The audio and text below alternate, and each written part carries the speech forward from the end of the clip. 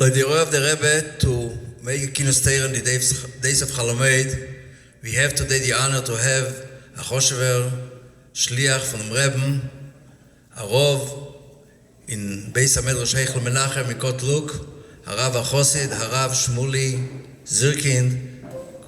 Please.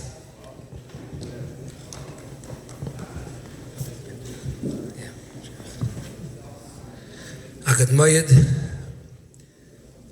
I'd like to talk about the inyan that Bachrim are learning now in Yeshiva, Hamei Viget Medina Sayam.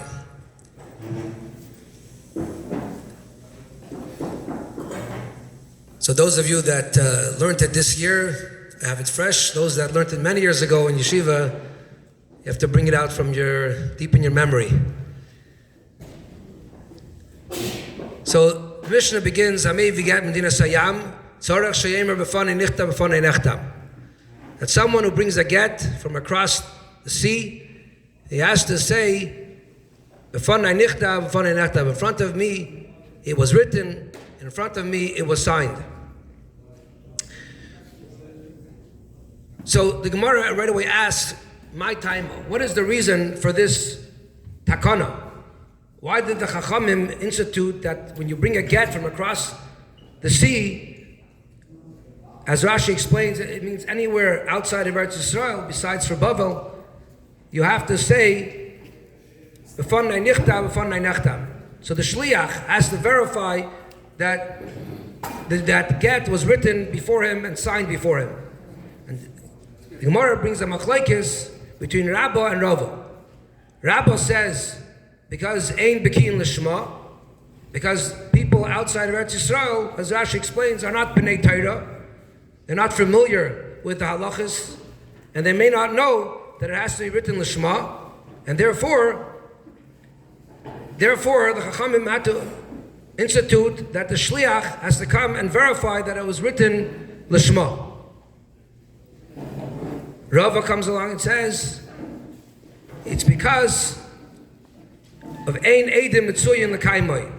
There isn't Eidim because you're bringing a get from so far away and you don't have Eidim available to be Mekayim the get, meaning to verify that the Eidim that signed the get are kosher and they're proper Eidus. So therefore, the Shliach bringing the get is the one that is verifying the Eidus. Telling the Beis Din, that this is written and that the signatures are valid and they're not forged. And the reason why it's so important in Adavka, specifically outside of Eretz Yisrael, because it's far away. There's no shayaras, there's no caravans to bring that come back and forth that we can send and find out who the witnesses are.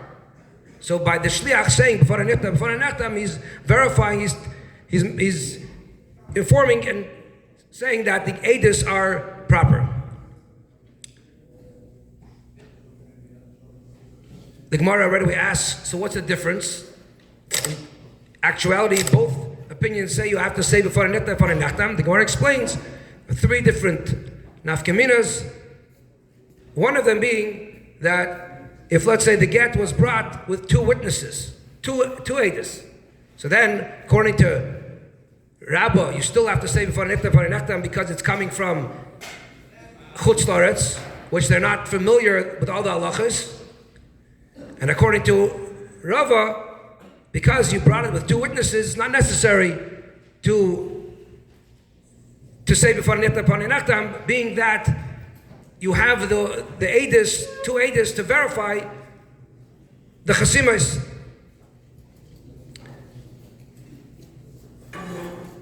Then the Gemara spends 6 dafim to discuss and question the opinions of Rabbah and Rava.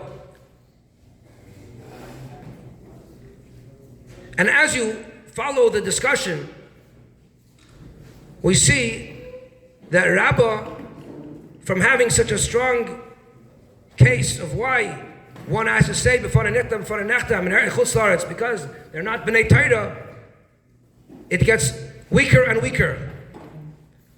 First, the Gemara asks, so how come one aid is good enough? Seemingly you need two witnesses. So the Gemara says, no, really, most people know that it has to be written Lishma.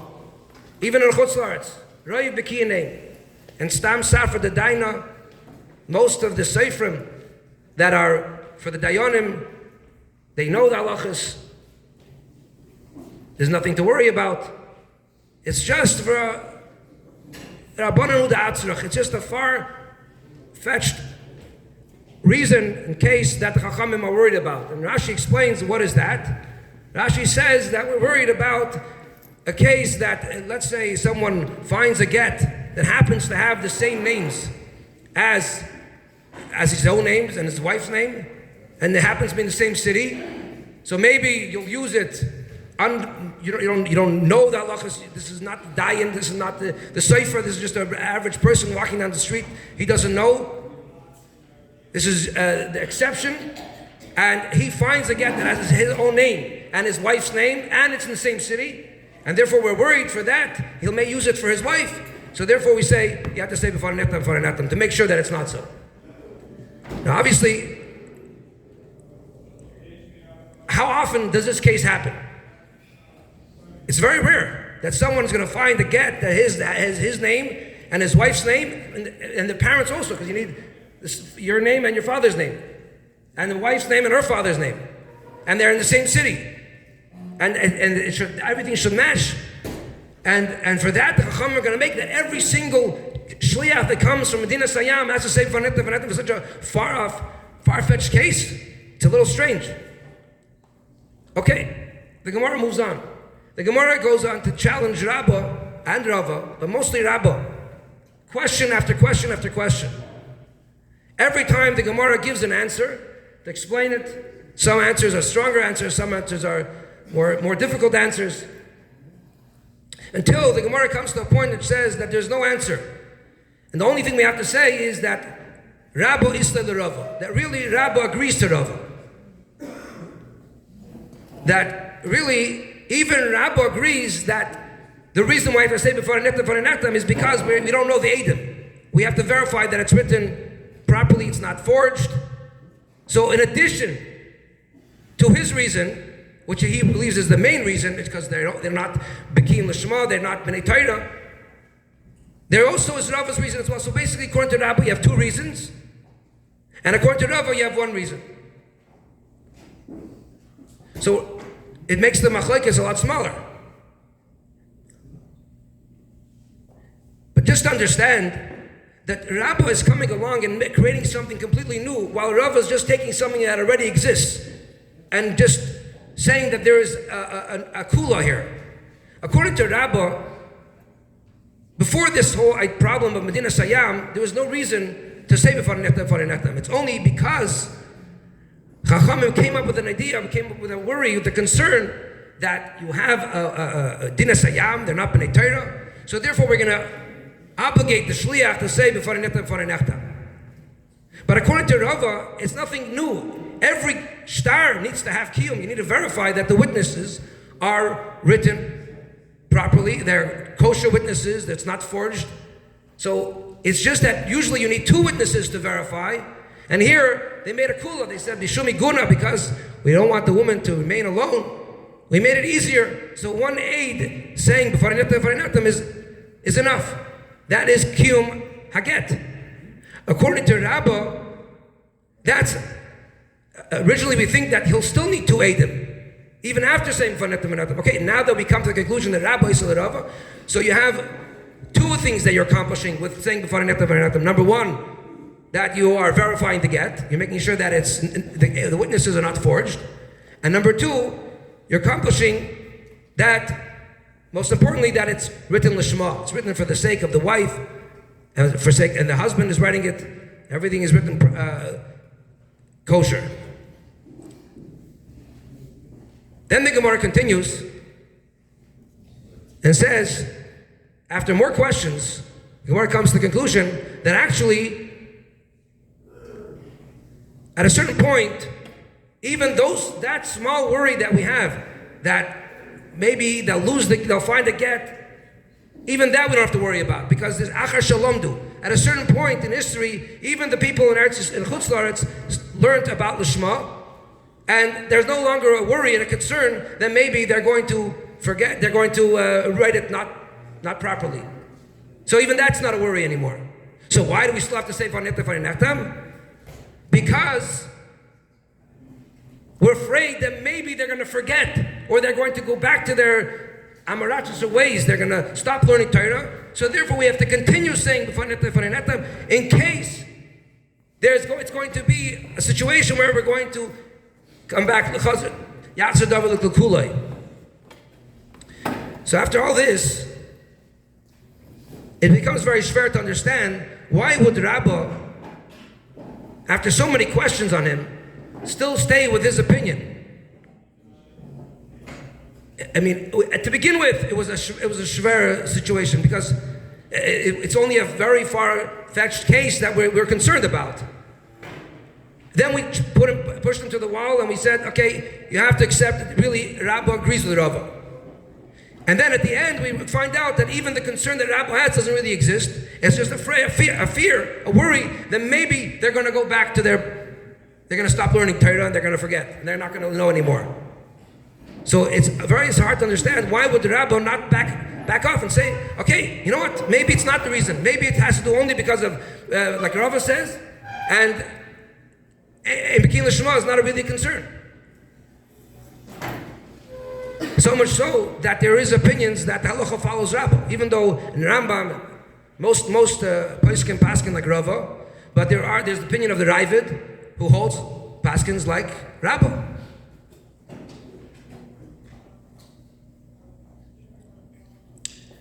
So to explain this,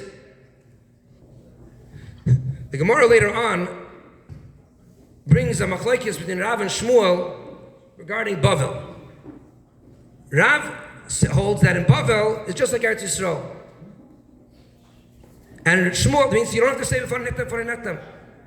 Shmuel says, no, it's not like Eretz Yisrael. You do have to say V'farinektam even in Bavel. So the Gemara says, maybe the machlokes between Rav and Shmuel is the same machlokes of Rabbah and Rava, that since in Bavel they were B'nai Torah, there was yeshivas there, so therefore they knew halachas. You don't have to worry about Lishma. But Shmuel holds that because they're still concerned that there's no Eidim Mitzuy in the Kaimai, you still have to worry, and you have to stay before Neta. Maybe this is the machlokes. But so the Gemara says, no, it can't be, because Rabbah is the Rava, because even Rabbah agrees to Rava. So it must be that Rav agrees to the idea of Eidim Mitzuim L'Kaima, that you need to have, you have to verify the witnesses. So the Gemara says that no, really everyone agrees you need Eidim. The reason is because of Eidim Mitzuim L'Kaima. But what is the machlokes? Rav holds you don't need to say Vanetim Vanetim in Bavel, because there's yeshivas. And the Talmidim are going from the home to the yeshiva and back and forth. So there are Eidim, even in Bavel. People are going back and forth to the yeshivas, so you can always find people to verify the witnesses. Shmuel holds, no. Shmuel holds that because they're so involved in their learning, they're not going to look at the chasimas and witnesses. Their head is in learning. The head is in a higher place. They're not involved in looking at witnesses. So therefore, they're not reliable. And therefore, you have to still say Vaneta Varinata. So even though the Gemara actually ends up saying that Rav and Shmuel do not argue about the same machlokes of Rabbah and Rava, it seems to say that at the end of the day, it is the machlokes of Rabbah and Rava, because the Gemara's question is that Rabbah is the Rava. Rabbah holds like Rava. So what's the answer? The answer of Pashas is that Rav holds like Rava too. Meaning there's two concerns. Rav holds both. Sai, he holds the problem of Ein Bekin L'Shema, and he also holds of Ein Eidim Mitzuim L'Kaima. That's the Gemara's conclusion. That really he holds both, because the whole kasha was Rabbah is the Rava. So the answer is, yeah, Rav also agrees to that problem of Rava. Also we find when in I think it's in Gemara Sanhedrin where the Gemara is brought, the same sugya is brought. Rashi there brings the opinion of, explains the opinion of Rav, brings both reasons, Sai, Ein Eidim Mitzuyim L'Kaimai, and Ein Bekin L'Shma. So both so Rav holds like Rabba in the conclusion, and Shmuel holds like Rav, or they follow the same Shita.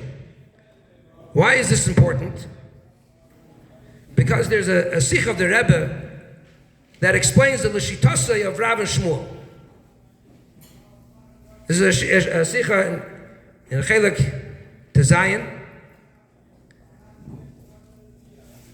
And the Sikha talks about,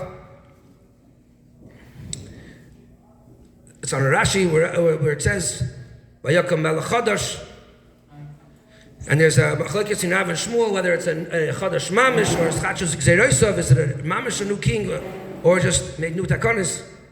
Forgot Yosef. Made as if he forgot. So Rashi, the Rebbe explains the machlokes. What's the difference in Rav and Shmuel? And the Rebbe explains the Rav holds that everything is concerned about bin Adam lamokim, between man and Deibishter. The main focus is between man and Deibishter. Shmuel focuses primarily between Adam l'chaverei. So once we understand that this is the shitose of Rav and Shmuel, that Rav is always concerned about bin Adam lamokim, and Shmuel is concerned bin Adam l'chaverei. So then we can bring this also to the machlokes of Rav and Rava. So there's a Sikha of the Rebbe that explains, the famous Sikha that explains why does the Masechta of Gittin begin, Chelik Tes, begin with this Mishnah of Hamevi Gettin in a Sayam. And the Rebbe explains that that this Mishnah is the Yesod for the whole idea of Gittin. A get is a separation between husband and wife. How is it possible that there could be a separation between husband and wife? It's only because there's a separation between Yidden and Eibishter, which is Golus. How is it possible for there to be a separation between Yidden and Eibishter? That's when we can never be separate. But that's the idea of Medina Sayyam, that we're sent into Golus. The Eibishter hides himself from us. We separate ourselves from the Eibishter. The Eibishter hides himself from us. So it's like a Medina Sayyam. So therefore, there's the idea of Golus. Comes the Mishnah and says, no, you have to say Vanetta, meaning the Shliach, whichever Malchus was bringing the Yidden into Golus, has to say Vanetta. He has to know that he's just coming b'shlichus of the Eibishter, and therefore there can never really be a separation between Yidden and the Eibishter. So so what is Vanetta is emphasizing, according to that there's always a connection between the Yidden and the Eibishter. It's the Eibishter that brings us into Golus. Before night, it's all in front of me, in front of the Eibishter. So we can take that a step further. So the machlokes of Rabba and Rava, we could say, is exactly in what area do we have to focus on in our connection to the Eibishter, even Bizman HaGolus. The Rabba is saying we have to focus on Torah. The Bnei Medina Sayyam, the Chutz La'aretz are not Bnei Torah. So we go, what's the cause of Golus? Because we're not learning Torah. And therefore, we have to make sure, through saying before Nechtam, that strengthens our connection with the Eibishter and encourages the Yidden and Bnei Sayyam to learn Torah. And we see that the Taka was accomplished. The Achar Shalom the Taka learned. But in order to make sure that they don't go back to that, we have to continue saying before Nechtam, because that makes sure that this itself is a reminder that it's always coming from the Eibishter. That we need the Torah to always connect us. So we all constantly have to say before Nechtam, even Achar Shalom. Rav, on the other hand, is saying, because what's the reason we have to say before Nechtam is because Ein Shayaros Mitzuyas, there's a separation between Yidden. There's Pirud. And we need to create that Achdus between Bnei Chutz La'aretz, Bnei Eretz Yisrael.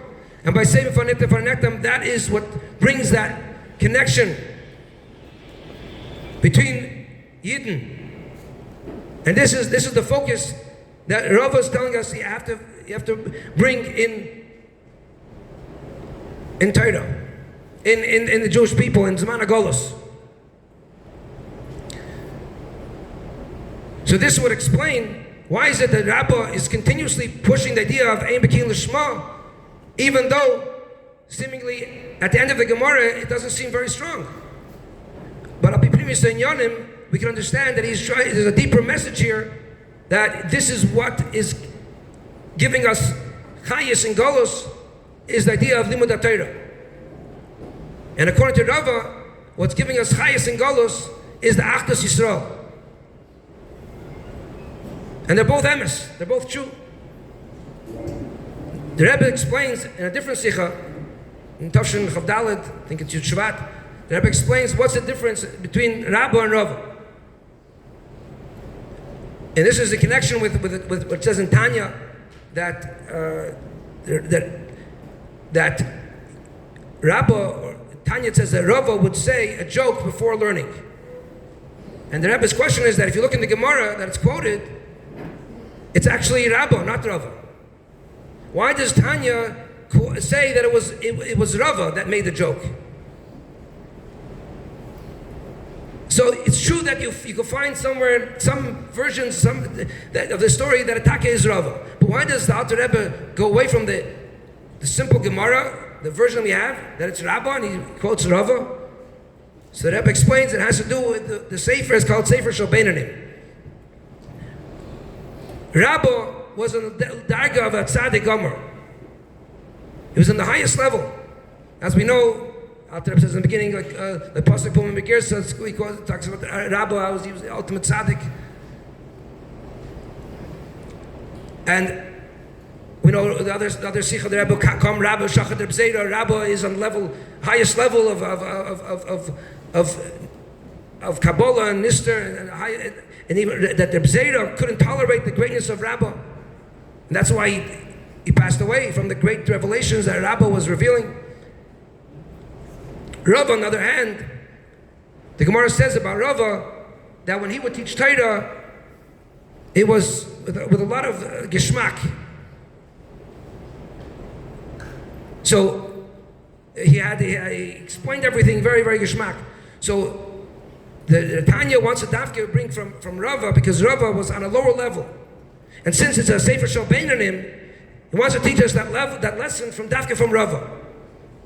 So based on this, we can understand that since Rabbah and Rava, we said it follows similar to Rav and Shmuel, which is both, one is Ben Adam Lamokaim, one is Ben Adam Lachaveira. Ben Adam Lamokaim is Mamaila Lamata. It's a Gilim Mamaila. And therefore, logically, when you look at the whole sugya, and you follow Rabbah, it's very hard to understand logically his shita. But it's because it's Mamaila Lamata, it's coming from, it's an inyan of Torah, inyan of a tzaddik gomer, which is Gilei Lakus. Therefore, Taka doesn't sit so well in Seichel. Rava, everything that he says is so geschmack, is so clear, is so understandable. Every svara that he says is really fits Al Pi Seichel. And this is because, as we said, the Rava was Mamata Lamaila, and everything has to fit in Seichel. And this is also massive with another sikha, I don't know how much time we have, where the Rebbe explains the difference regarding Kiddush HaChodesh, that on the one hand, the Eidos had to be proper Eidim. You can't have Kroivim. On the other hand, the Eidos, they had to see if it matches the Cheshbon. And the question is, if you're trusting the Eidos because it's Xeris HaKosov, so why do you care about the Cheshbon? The Cheshbon of the stars, the moon, and how everything rotates. Who cares about the Cheshbon? You have Eidos, that's all you care about. Any other time, we don't care about Cheshbonis. Why is it here, Dafka? And if you need the Cheshbonis, then what do you need the Eidim for? You have a Cheshbonis. You know already that the moon is there. So the Rebbe explains that being that this is the first mitzvah of the Torah, Chiddush Zelachem, there has to be a combination of both. Xeris HaKosov, which is Ma'ila Lamata, which is not working with Seichel. When it comes to Ma'ila Lamata, Xeris HaKosov, the Eibishter says is Oizis. But then there's another aspect of Ma'ila Lamata, which is a Pi Seichel, the Cheshbonis. So you need a combination of both Ma'ila Lamata and Ma'ila Lamata, and that's how you have the emes of Torah. So it comes out that if you combine Rabbah and Rava, which in the end, Rabbah Yisrael Rava, and the Poel, the halacha is like Rava, what comes out is that we need both. We need to mechazik ourselves in limud Torah. But most importantly, since the halacha is like Rava, the ikar is Achdus Yisrael. And since this is also a year of Hakel, so this connects with this Hashgacha Pratis. We're learning Gittin this year, that the focus is on bringing Gittin together from Chutz La'aretz to Eretz Yisrael. There's always this connection, and this is how we can explain this machlekes. And when we all make our effort, especially in the days of Pesach, which is a time that we can increase in Limud Torah, increase in Achdus Yisrael, as we're all sitting together here. And this should definitely be Mezares and Mekarev, the ultimate Geula, because we said this Gittin, this idea of separation. And the Vanetim is about bringing us back together, recognizing that Golos is really from the Eibishter. When we have that recognition, then we know that it's not real, it's not something real. When we know that it's all from the Eibishter, it's not emes, because emes is gula. That's that idea of Mitzrayim. We came out of Mitzrayim. We became ultimate bnei chayrin, and the fact that we find ourselves back in Golos, that's not the emes, the situation of a yid. This is just temporary situation, and even in that gufa, we have to remember it comes from the Eibishter, and it's the Eibishter doing it. We're not emes separate from the Eibishter. So when we mechazik ourselves and build both of these areas of learning Torah and Achdus Yisrael and Hakel, it was bizaychet to the Gula because Ashlema take of me'ad mamish with Moed.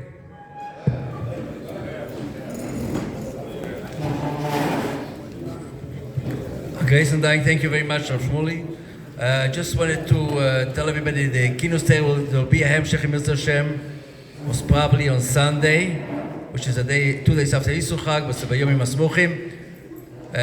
I use this opportunity to ask if anybody wants to go for Tahaluche, go speak somewhere, or you know shuls that are not on the list, please come up. There's a special vad that takes care of it. I can help you to direct them to the vad. Shkoyach, good moed.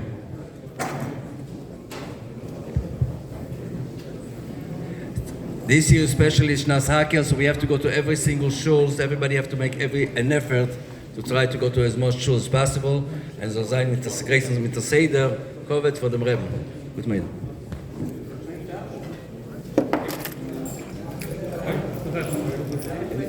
You are with the line. Anybody want to speak? I'm sure. I need somebody to...